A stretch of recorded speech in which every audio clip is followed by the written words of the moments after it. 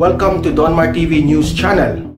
Hindi dapat gamitin ni Pangulong Rodrigo Duterte ang mga tauhan ng militar para manakot sa taong bayan. Ito ang reaksyon ni Vice President Leni Robredo sa naging pahayag noong Biyernes ng Presidente na mapipilitan siyang hilingin ang tulong ng Armed Forces of the Philippines kung magkakaroon ng kaguluhan, karahasan at dayaan sa pambansang halalan sa taong 2022. Ayon kay Vice President Leni Robredo, hindi dapat ginagamit ang militar upang takutin ang mga mamamayan.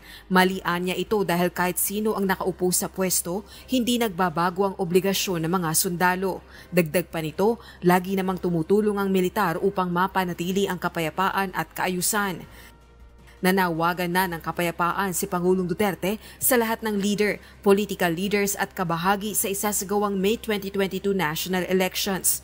Ginawa nito ang pahayag isang linggo bago ang opisyal na pagsisimula ng election season sa bansa sa October 1, kung kailan mag-uumpisa ang filing ng Certificates of Candidacy para sa pambansang halalan.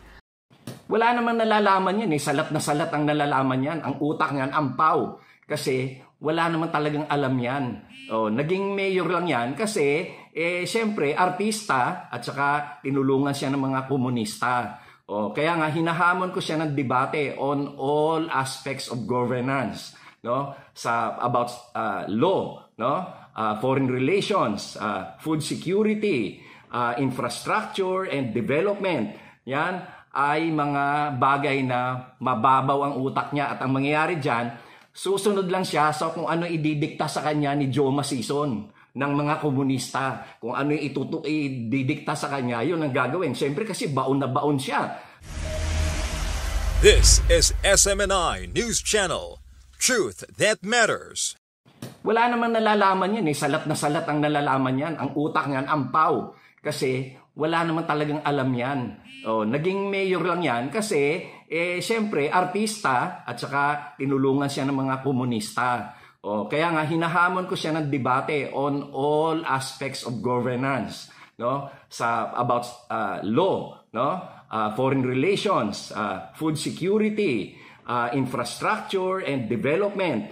Yan ay mga bagay na mababaw ang utak niya at ang mangyayari diyan, susunod lang siya sa kung ano ididikta sa kanya ni Joma Sison ng mga komunista. Kung ano yung ididikta sa kanya, yun ang gagawin. Siyempre kasi baon na baon siya sa relasyon niya sa mga komunista. Kaya hindi tayo dapat magpaloko, Hindi tayo dapat magpaloko sa mga nagkukunwari na marunong, na ampaw naman ng utak. Hinahamon kita ng debate, Kung gusto mo, para malaman ng taong bayan na ampaw yung utak mo, wala kang nalalaman.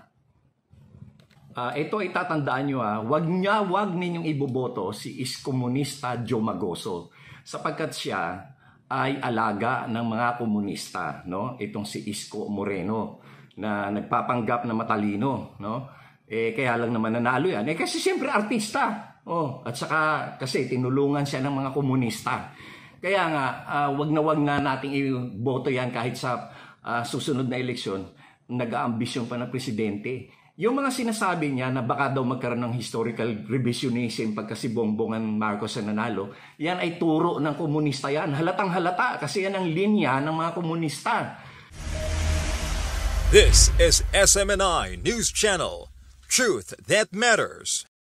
Mga katropa, ito itatandaan nyo, wag ninyong iboboto si Iskomunista Joma Goso sapagkat siya ay alaga ng mga komunista, Itong si Isko Moreno na nagpapanggap na matalino, kaya lang naman nanalo yan. Kasi siyempre artista. At saka kasi tinulungan siya ng mga komunista. Kaya nga, wag na nating iboto yan kahit sa susunod na eleksyon, nag-aambisyon pa ng presidente. Yung mga sinasabi niya na baka daw magkaroon ng historical revisionism pagka si Bongbong Marcos ang nanalo, yan ay turo ng komunista yan. Halatang halata kasi yan ang linya ng mga komunista. Kaya nga ang tawag sa kanya ay Iskomunista Joma Goso kasi alaga ni Joma Sison yan. Ang mangyayari niyan kapag siya ay ibinoto, mababao na tayo sa mga komunista sapagkat siyempre yung mga itatalaga ng mga tao dyan, puro komunista. Yan. Kaya masisira ang ating demokrasya kasi yung mga komunista na yan ang sumira sa ating bayan. Kaya wag na wag ninyong iboboto yang si Yorme Isko Moreno kasi komunista yan. Alaga ng komunista. Kaya nga ang tawag sa kanya ay Iskomunista Joe Magoso. Ayun ha, wag na wag iboboto ang mga alaga ng komunista. Sa lahat po na nagme-message sa akin na dapat daw pagalitan ko or tirahin ko si Tulfo, para saan? Una po sa lahat, hindi po ako nakikinig sa kanya. Hindi ko po trip ni siya o yung mga kapatid niya. Alam niyo kung bakit? Di ba matagal na silang nagpapakasasa sa pagiging kaibigan kuno nila kay Duterte? Yung kapatid niyang Simon, tinawagan nga ako bigla para may siraan na cabinet member ni President Duterte. Etong taon lang, tinawagan niya ako. Tirahin ko daw. So close tayo, Montulfo? Hindi. Nung nagka-issue with Rabia last year, humirit yan si Raffy Tulfo about sa akin, kaya hindi ko yan siya gusto. Tapos ngayon, gagawin niya to?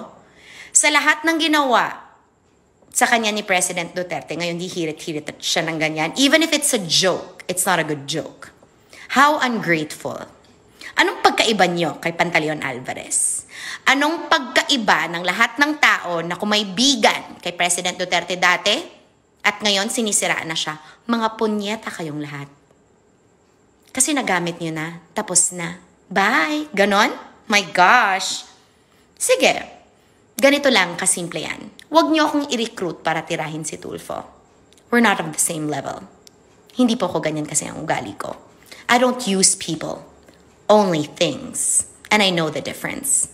And para sa akin kasi, simple lang naman yan.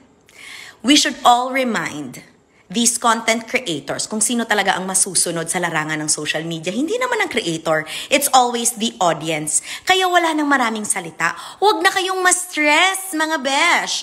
Unfollow and block. Tanggalan nyo ng plataforma at tingnan natin kung saan yan pupulutin. Simple as that. May activity pa ako bukas. Dapat ready ako. Totoong public service po ito. Hindi pa cute lang. Para sa subscribers. Wala pa akong kita dito. Because my public service is priceless. Ingat! Mwah!